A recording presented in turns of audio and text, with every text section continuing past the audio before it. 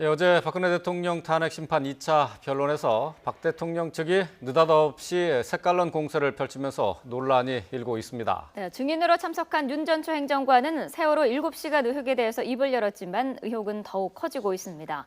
서성교 바른정책연구원 원장, 김홍국 경기대 겸임교수와 함께 이야기 나눠보겠습니다. 네, 안녕하십니까? 안녕하세요. 자, 어제 헌재의 2차 공개 변론. 박 대통령 측 변호인단의 공세가 두드러졌었는데요. 어제 일방적인 박근혜 대통령 변호인단의 발언에 대해서 많은 지금 비난의 여론이 쏠리고 있습니다. 먼저 가장 크게 볼 수 있는 게 촛불 집회의 민심은 국민의 민심이 아니다. 이렇게 선언을 해버렸어요. 예, 우리가 세상을 바라볼 때 어떻게 바라보느냐 굉장히 중요하지 않습니까?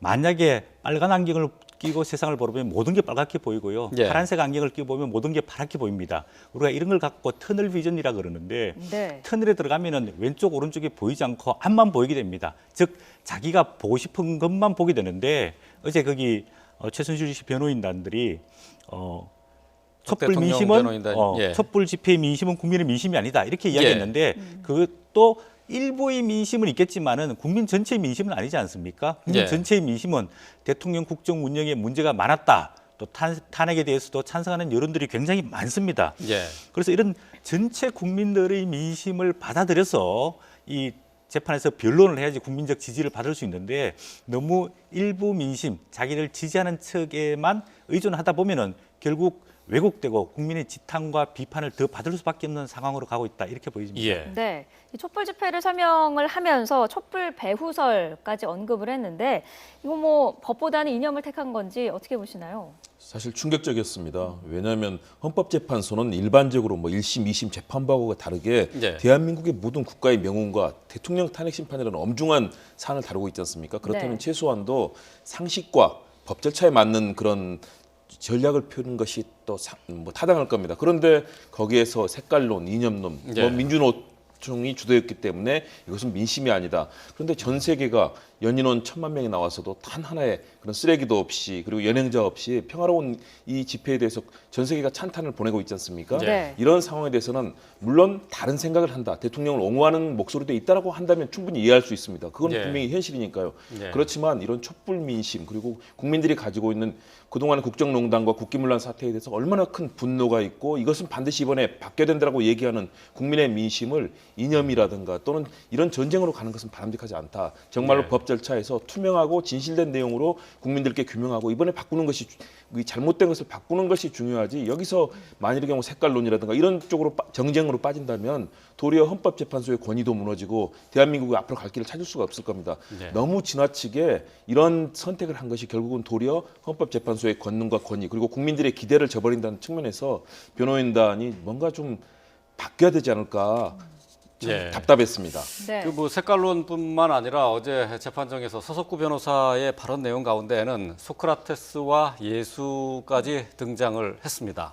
자, 이 두 성인이 군중 재판에 의해서 십자가를 졌다 이렇게 얘기를 했고 민주주의 다수결이 위험할 수 있다라고 얘기를 했습니다. 이 박 대통령이 이렇게 다수결의 피해자, 다수결의 맹점으로 이렇게 억울한 희생을 당하고 있다 이런 뜻으로 지금 말을 한 거잖아요. 네, 일부 언론의 과장 보도, 또 왜곡 보도, 또 민심의 약간 과잉적인 측면이 있기는 있습니다. 그런데 그거를 전체적으로 부각시켜서 박근혜 대통령이 피해자다. 그래서 피해자 코프레스를 하면서 소크라테스나 예수 같은 성인과 영웅에 비유하는 것은 예. 적절치 않다라고 보여지고 있습니다. 네. 그동안에 박근혜 대통령이 헌법 위반 어떤 혐의, 또 불법 행위를 한 혐의 이런 것들이 지금 많이 밝혀지고 있지 않습니까? 네.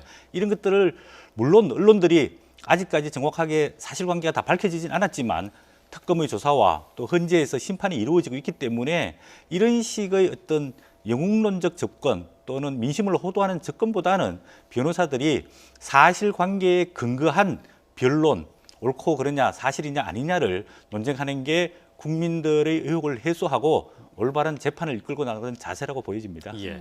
이렇게 다수결의 맹점을 지적을 하면서 다수결로 뽑힌 대통령이지 않습니까? 이 대통령에 대한 임기를 보장하지 않는 것은 문제가 있다라는 대통령 측의 그런 주장에는 모순이 있는 것 아니냐 이런 주장도 나오고 있어요. 그렇습니다. 대통령은 결국 국민들에 의해서 과반수 전체 투표에 참석한 인원의 과반수, 유권자의 과반수를 통해서 당선이 된 대통령 아니겠습니까? 네. 그리고 그 부분에 대해서 우리 국민들은 전폭적으로 신뢰를 보냈습니다. 다시 말해서 국민들의 주권을 위임받은 대통령으로서 역할에 대해서 국민들이 이 선거를 통해서 이 대통령을 신임한 것이고요. 그런데 네. 이런 상황이 됐을 때 이제는 다수결의 원리를 부정하면서, 왜냐하면 민주주의가 최소한도 굴러갈 수 있는 것은 전체가 다 만장일치로 갈 수는 없습니다. 과거에 뭐 신라의 화백제도 같은 그런 식으로 갈 수는 없지 않겠습니까? 네. 그렇다면 국민들의 다수의 동의를 얻어서 국가 정책을 서로 신뢰를 얻어서 가는 것이 국정의 기본 운영 방침이라고 봐야 되고요. 이런 기본적인 원칙까지도 사실은 부정하면서 마치 대통령이 여론조판의 희생양이 되는 것처럼 얘기하는 것. 왜냐하면 명백하게 드러난 사실들, 검찰 조사, 특검 조사, 그리고 헌법재판소의 심리 과정을 통해서 드러나고 있는 명명백백한 법을 어긴 사실들이 있지 않습니까? 헌법과 법률을 어김으로써 국민들이 이렇게 분노하고 실망하고 있는데, 이 부분에 대해서는 사실은 받아들일 수 있는 부분은 받아들이면서 또 거기에 대해서 대통령이 정말 국가를 위해서 열심히 노력했던 부분들을 부각을 시켜야만 헌법재판소 재판관들이 마음을 살 텐데, 도리어 헌법재판소 재판관들이 중간에 실소를 금치 못한다거나 아니면 재판관들께서 뭐 어떤 의도를 갖고 하지는 않았을 거라고 봅니다. 여러 가지 질문하는 과정 중에서도 도리어 헌법재판관들에게 실망을 금치 못하게 하는 그런 답변들을 아마 국민들이 다 보고 계실 텐데요. 객관적이고 정말 국민들의 뜻을 받으려고 하는 헌법재판관들의 순수함이 저는 어떤 결정에 대해서는 국민들이 다 승복하리라고 믿고요. 변호인단도 그런 국민의 눈높이 그리고 우리 헌법 정신에 좀 투철한 그런 자세로 나가야 하지 않을까 생각합니다. 네. 네. 간단히 말씀드리면요, 저희가 대통령을 선출하는 과정에서는 국민 대다수의 지지를 받게 되면은 권력의 정통성이라는 걸 가지게 됩니다. 그러니까 권력의 정통성과 더불어서 국정 운영하는 데 있어서 정당성이라는 게 있습니다. 헌법과 법률에 따라서 국정 운영을 해야 되는데 예. 대통령이 그 과정 속에서 헌법과 법률을 위반하게 될 경우에는 헌법 65조에 따라서 탄핵을 할 수 있는 법적 절차들이 있습니다. 예. 그렇기 때문에 이 부분을 그냥 선출의 정당성이기 때문에 정통성이 있기 때문에 무조건 대통령을 뽑아놓으면 임기를 보장해야 된다. 그런 변호사의 변론은 상당히 근거가 없고 틀린 시각이라고 보여집니다. 예. 네. 그 어제 문제 발언을 한 사람은 서석구 변호사입니다. 변호인단 측에서 여러 가지 얘기를 했는데 그 중에서 지금 가장 튀는 발언 때문에 지금 그 변호인단 측에서도 당황을 했었는데요. 자, 서석구 변호사가 어떤 분인지 간단히 좀 소개를 해주시죠. 네, 1944년생입니다. 예.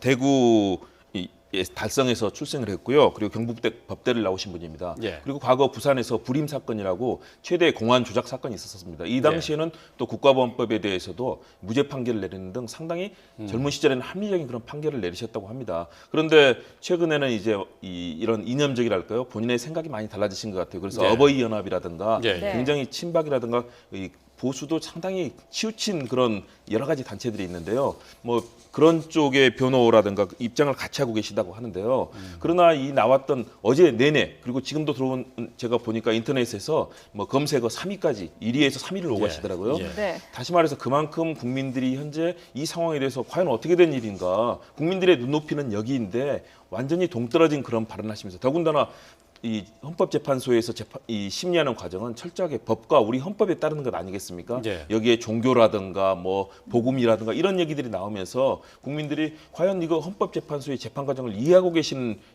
법조인인가 이런 생각까지 들 정도로 무리하게 네. 좀 진행이 되는 그런 느낌입니다. 그런 예. 측면에서 이 개인에 대해서는 저희가 충분히 뭐 객관적으로 봐야 되겠지만 현재 나오고 있는 상황은 국민들의 눈높이와 우리 헌법의 정신에는 별로 그렇게 충실하지 않은 것 아닌가 하는 의구심을 가질 수밖에 없는 상황입니다. 예. 네. 그만큼 뭐 대통령 측에서는 준비 기간도 그렇고 어떻게 보면은 법적으로 좀 대응할 만한 그런 논리가 부족한 것 같다라는 느낌도 어제 많이 받았거든요.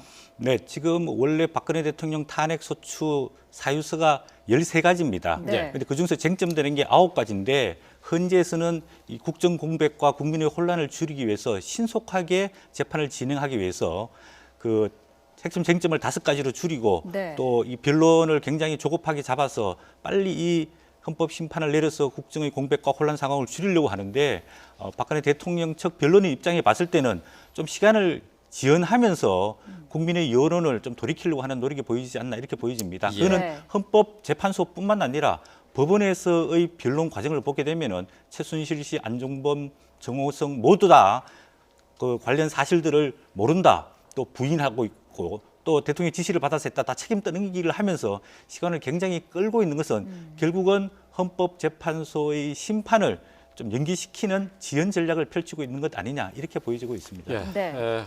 헌재는 증인 신분도 있었는데요. 어제 뭐 증인으로 채택한 사람이 4사람이 있었습니다만은 딱 한 사람만 나왔습니다. 윤전추 행정관만 나왔는데 모르쇠로 일관하다가 세월호 의혹과 관련해서는 상세히 대답을 했습니다. 박 대통령이 이날 정상 근무를 했고 오전에는 안봉근 또 그리고 오후에는 정호성을 관저에 불렀다고 이렇게 얘기를 했는데 당일 어떤 업무를 했는지는 자세히 기억나지 않는다고 이렇게 얘기를 했어요. 이제 여기에 대해서 국회 측에서 지금 윤전추 비서관이 선택적 기억을 하고 있다 이렇게 지적을 했습니다. 들어보시겠습니다. 쉽게 기억할 수 있는 부분은 기억나지 않는다, 잘 모르겠다 라고 증언을 하고, 또 시일이 흘러서 잘 기억하기가 쉽지는 않음에도 불구하고 또 어떤 사항은 특히 세월호 당일 상황이라든가 또 그 옷대금 지급과 관련된 이런 부분에 있어서는 굉장히 아주 구체적으로 상세하게 기억하고 증언하는 것으로 봐서 굉장히 좀 이례적이다라는. 네. 자, 윤전추 행정관은 어제 이제 헌재에 나와서 박근혜 대통령이 세월호 7시간에 대해서 정상적인 업무를 했다라는 박 대통령의 언급을 다시 한번 확인해 주고 싶었던 것 아닌가 그런 생각이 드는데요. 예, 박근혜 대통령이 신년 기자 간담회에서 세월호 관련돼서 여러 가지 의혹이 많은데 모두 다 사실이 아니고 관저에서 정상적인 근무를 했다. 예. 그동안에 의혹이 일고 있던 뭐 굿이라든지 아니면 미래설이라든지 아니면은 성형 시술을 받았지 않았다라고 부인을 했고 예. 그거를 어제 윤전추 행정관이 다시 반복을 했습니다. 본인이 오전에 일찍 출근을 해서 대통령의 화장과 머리를 단정하게 손질을 해드렸고 예. 그다음에 10시경에 세월호 사건에 대한 급한 보고가 올라온 거를 대통령에게 전해드렸고 그리고 안봉근 그 당시 비서관이 대통령에게 보고를 긴급하게 하는 걸 받고 이게 예. 등등등 했는데 또 나머지 부분 아주 구체적인 부분에 대해서는 잘 모르겠다, 기억이 안 난다 이렇게 하면 선택적 기억을 했는데 네. 쉽게 말해서 본인에게 유리한 것은 다 진술을 하고 본인에게 불리할 수 있는 사항에 대해서는 모른다, 기억이 나지 않는다 이렇게 예. 답변을 했습니다. 예. 네. 또 윤 행정관은 박 대통령의 의상비 문제와 관련해서 자신이 돈을 냈다. 박근혜 대통령의 지시로 자신이 돈을 직접 냈다라고 밝혔고요. 근데 이게 지금 청문회 때 고영태 씨의 발언과는 상당히 다른 부분 아닙니까? 그렇습니다. 완전히 다른 발언이고요. 네. 그렇기 때문에 어제 이 과정에서 이정미 재판관이 그런 얘기를 했죠. 고위층들이 되게 어떻게 바로 그 자리에서 돈 내기를 하고 돈을 주느냐. 예, 예. 나중에 비서를 통해서 그 사안에 대해서 결제할 수 있는 그 시스템을 갖추는 것이 대부분의 원칙이지 네. 어떻게 대통령이 직접 옷값을 주고 사실은 있을 수 없는 일이라는 그 상식적인 비상식적이다라고 이정미 재판관이 직접 거기서 지적을 했거든요. 네. 네. 그럴 정도로 사실은 어제의 답변이 정말로 그동안에 있었던 여러 가지 책임론에서 벗어나기 위한 우리 뭐 표현이 아주 선택적인 발언, 선택적인 답변만을 하는 자기에게 필요한 것은 답변하고 이 만일의 경우 문제가 되거나 또는 이 잘못을 시인하는 상황이 될 것 같으면 답변하지 않는 식으로 기억이 나지 않는다 이런 식으로 하는 것들이 네. 충분히 짜여진 상황에서 나온 거 아닌가. 왜냐하면 어제 내내 하루 종일 이어졌던 그 발언의 그 흐름들을 본다면 대부분 다 필요한 사항은 얘기하고 본인에게 문제가 될 것 같은 것은 답변하지 않는 방식으로 했거든요. 네. 이런 측면이 사실은 큰 시나리오 속에서 진행이 됐고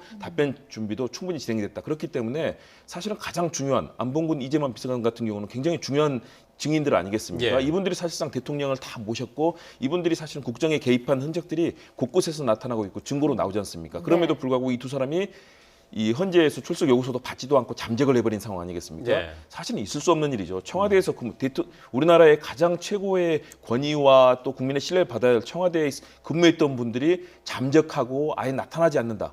이것은 상식적으로 이해할 수 없고요. 더군다나 이영선 행정관도 현직 청와대 직원 아니겠습니까? 그런데 네. 어떻게 헌재의 결정 과정에 나타나지 않는 뒤늦게 불출석 보고서를 보냈다고 하지만 있을 수 없는 일이죠. 그런 측면에서 예. 거대하게 짜여진 시나리오 그리고 그 속에서 철저하게 짜맞춘 그런 느낌을 받고 있다는 게 어제 헌법재판관들의 얘기에서도 그대로 드러나고 있습니다. 예. 네. 자, 그러면 이번에는 이제 정치권 상황을 좀 짚어보도록 하겠습니다. 자, 오늘은 새누리당의 임명진 비대위원장이 친박들의 탈당 시한으로, 그러니까 인적 청산을 위한 시한으로 정해놓은 날입니다. 자, 이 과정에서 그동안 임명진 비대위원장 그리고 서청원 의원이 그야말로 서로에게 독소를 퍼붓고 있는데요. 어제도 역시 마찬가지였습니다. 들어보시겠습니다. 당에 뭐 손들고 내가 하겠다 그러고 온 건 아닌데 비대위원장. 아이고 잘못 왔다. 그 생각이 확 나는 거예요. 새누리당이 정치하는 데인 줄 알았어요. 그랬더니 와서 보니까 교회더라고. 서청원 집사님이 계신 교회야 이게. 그래서 비대위원장을 성직자를 구했더라고. 서청원 의원님이란 어떤 집사가 있는 집단 같다라고 말씀하셨는데 글쎄 그 말씀도 맞는가 여러분이 따져보시면 알죠. 글쎄요 저도 집사지만은 할복하라는 말은 한 일이 없습니다. 근데 목사님이 할복하라고 사람을 참 죽음으로 몰아내는 그거 하나만 가지고 목사님의 인품이 어떻다는 거를 다시 한번 제가 느끼게 됐기 때문에 잘 모셔오는데 우리가 잘못 모셔오지 않나 그렇게 생각합니다. 나이가 들면 자, 새누리당 알고 보니까 교회더라. 서청원 집사가 있는 교회더라. 이런 얘기가 나왔고요. 또 여기에 이제 반박을 해서 목사가 어떻게 이럴 수가 있느냐. 사람 잘못 뽑았다. 이렇게 서청원 의원은 또 반박을 했어요. 자, 이게 지금 갈수록 지금 발언 수위가 높아지고 있고 이거 이렇게 해서 오늘까지 정리가 될 수 있을까? 좀 의구심이 드는데요. 예, 조금 더 시간이 걸리지 않을까 싶습니다. 이제 한 분은 원로 정치인이고 한 분은 이제 퇴직한 원로 목사님이신데 주고받는 연사가 상당히 국민들이 눈살을 찌푸리게 하는 것 같습니다. 이제 그 새누리당 비대위원장으로서 임명진 목사님은 좀 이게 성직자답게 예. 이 당을 쇄신을 하더라도 좀 질서 있고 안정감 있게 그리고 정치인들에 대한 명분과 시간을 주는 게 필요한데 너무 여론몰이식으로 압박을 하게 되니까 당연히 반발할 수밖에 없는 그런 상황이라고 보여집니다. 예. 네. 그리고 많은 국회의원들을 협박해서 또 위임장을 내고 이렇게 하는 것 자체가 상당히 문제가 있다고 보여집니다. 왜냐하면 정치인들의 본인의 거취는 본인의 운명을 스스로 결정할 수 있도록 약간의 여유와 정도를 줘야 되는데 예. 너무 그런 것 없이 몰아붙이고 있는데 어쨌든 간에 이런 그 혁신 과정에서는 예. 여러 가지 또 잡음과 또 고통과 또 갈등 대립이 있을 수밖에 없는데 오늘이 이제 문제 있는 친박계 핵심 의원들 탈당 시한으로 정해져 있고 만약에 오늘까지 이루어지지 않으면 내일 모레 임명진 비대위원장이 본인의 거취를 결정하겠다고 했는데 예. 네. 아마 오늘 내일 중으로는 서청원 전 대표라든지 최경환 의원 이런 분들이 본인의 개인 사심을 버리고 새누리당을 위해서 또 박근혜 대통령 국정 실패와 탄핵 이 사태 이런 데 대해서 도의적인 책임을 지고 거취를 결정을 하지 않을까 예. 하는 게 또 바람직하다고 보여집니다. 예. 네. 그 정우택 원내대표를 비롯해서 그 중진들은 당 지도부에게 맡기겠다라는 입장을 지금 밝힌 상황인데 아무래도 친박의 핵심의 서청원 의원 그리고 최경환 의원이 어떤 결단을 내릴지가 가장 큰 관심 아니겠습니까? 그렇죠. 그리고 임명진 비대위원장의 목표도 그것 아니겠습니까? 네. 다시 말해서 그동안의 국정농단, 비선실세에 의한 이 국기문란 사태에 대해서 정말 책임 있는 집권 여당이 반성하는 모습을 보여야만 새누리당이 살아날 수 있다. 그리고 보수의 가치를 다시 살릴 수 있다는 임명진 비대위원장의 목표가 있는 것이고요. 네. 그런 측면에서 서로 이 넘을 수 없는 강을 사실 넘어버렸습니다. 예. 그만큼 새누리당이 좀 절박하기 때문에 언어들도 그렇게 거칠게 나타나고 있는 것이라고 저는 보고요. 네. 그러나 이미 상황은 어느 정도 정해졌지 않나. 네. 그리고 분명한 것은 과거에 그런 국정농단에 책임이 있는 그런 친박 실세들의 경우는 정말로 책임지는 모습을 보여줘야만 새누리당이 앞으로 활로를 찾을 수 있다고 봅니다. 그런 네. 측면에서 임명진 비대위원장과 마지막 여러 가지 이제 협상이 오가고 뒤에서 막후에서 아마 그런 흐름들이 이어질 텐데요. 네. 저는 책임질 수 있는 과거 대표를 지냈던 분들, 다시 말해 서청원 의원이라든가 최경환 의원 같은 경우는 책임을 질 수밖에 없는 입장이라고 봅니다. 예. 그러나 TK 지역의 또 중심이었던 최경환 의원이 쉽게 물러날 수 없다는 그런 마지막 이제 버티기가 있는데요. 당내에서 그런 공감대가 자연스럽게 이루어질 거다. 그래야만 새누리당이 향후에 이 대권 경쟁에서도 마지막에 보수의 가치를 살리면서 살아날 수 있지 않을까 그런 측면에서 당내 공감대가 차츰 만들어지리라고 봅니다. 예. 네. 자, 오늘 새누리당은 상임 전국위원회가 열리는데 여기에서 아무래도 이제 인적 청산과 관련한 문제는 결말이 지어질 것으로 그렇게 예상을 해볼 수가 있겠습니다. 네. 자, 다음으로 이제 마지막으로 민주당의 문재인 전 대표와 관련한 내용을 좀 살펴보겠습니다. 어제 국회에서 권력 적폐 청산 3대 방안을 문 전 대표가 발표를 했는데요. 먼저 들어보겠습니다. 대통령의 24시간도 공개하겠습니다. 대통령의 일가가 국민들께 투명하게 보고되도록 하겠습니다.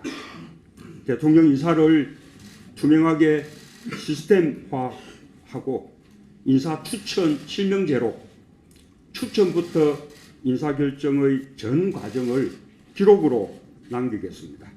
세계에서 유례없이 검찰이 독점하고 있는 일반적인 수사권을 경찰에 넘기고 검찰은 원칙적으로 기소권과 함께 기소와 공소 유지를 위한 2차적, 보충적 수사권만 갖도록 할 것입니다. 국내 정보 수집 업무를 전면 폐지하고 대북한 및 대외 안보 및 테러, 국제범죄를 전담하는 최고의 전문 정보기관 한국형 CIA로 재출발하게 하겠습니다. 네. 자, 어제 문재인 전 대표의 저 발언을 두고 사실상 대선 공약이다 이렇게 얘기를 하고 있습니다. 크게 이제 세 가지로 나눌 수가 있겠는데요. 청와대 이제 업무 공간, 그리고 또 이제 대통령 일정 공개하겠다, 그리고 검찰과 또 그리고 국정원 개혁 여기에 대한 얘기를 했습니다. 어떻게 평가하십니까? 네, 지금 이제 계획으로 필요한 내용이라고 보여집니다. 하지만 아까 말씀하신 대로 지금 문재인 전 대표가 본격적인 대선 행보, 대선 공약 발표회 같은 느낌을 주거든요. 예. 아직은 탄핵에 대한 헌재의 결정도 이루어지지 않았는데 벌써부터 대선을 시작했고 대선 출마를 선언한 듯한 행보가 과연 국민들이 어떻게 바라보고 있을까 이런 느낌이 들고 있습니다.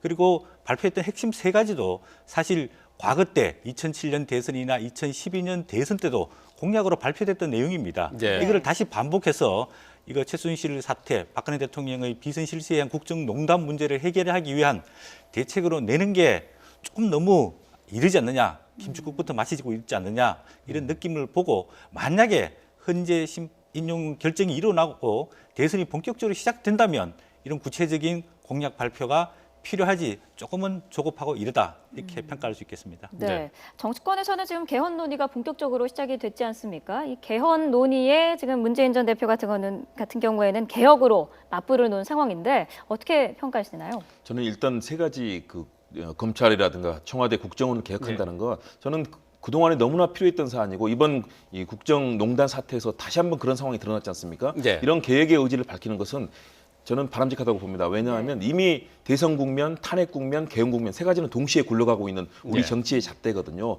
그런 측면에서는 다른 주자들도 정말 다양한 의견들을 내놓고 우리 사회를 바꾸겠다는 그런 저는 의지를 표명할 필요는 있다고 봅니다. 그러나 이 개헌에 대해서 소극적이고 굉장히 이미 대선 주자가 돼서 앞서가고 있고 사실상 대통령이 된 듯하다는 행보 이런 비판들은 저는 분명히 귀담을 필요가 있다고 봅니다. 네. 왜냐하면 지금은 국민들이 어떤 리더십이 필요하고 문재인 전 대표도 지금 리더십이라든가 또는 국민들께 그동안 보여줬던 삶에서 사실은 비판적인 평가도 많이 받고 있거든요. 그런 측면에서는 정말로 국민들이 원하시는 것이 어떤 것인지 국민의 뜻을 받들기 위한 정치의 로드맵 그다음에 그 과정들을 어떻게 만들어갈 것인가 개헌도 정말로 우리 국민들이 피부 깊숙하게 느끼고 있는 사안이거든요. 그런데 현재 당초에는 개헌에 대해서 굉장히 미온적이다가 내년 지방선거 때 정말 개헌을 해야 된다. 그래서 뭐 기본권부터 다 하겠다 이런 입장을 내놓았는데 예. 저는 그보다는 더 적극적으로 우리 현실을 바꾸기 위한 노력들을 해야 되고요. 예. 이미 대선에 다 간 것이 아니라 이제 시작입니다. 다른 예, 주자들과도 그렇죠. 예. 함께 기득권을 내놓고 경쟁하면서 예. 보수와 진보가 정말 선의의 경쟁을 할 수 있는 그런 것들을 예. 만들어가는 것이 필요하다고 봅니다. 예. 네. 뭐 문재인 전 대표는 지금 현재 뭐 앞서가는 주자인 것만은 분명하기 때문에 지금 이제 개헌 논의와 맞물려서 아무래도 주도권을 놓치지 않기 위한 그런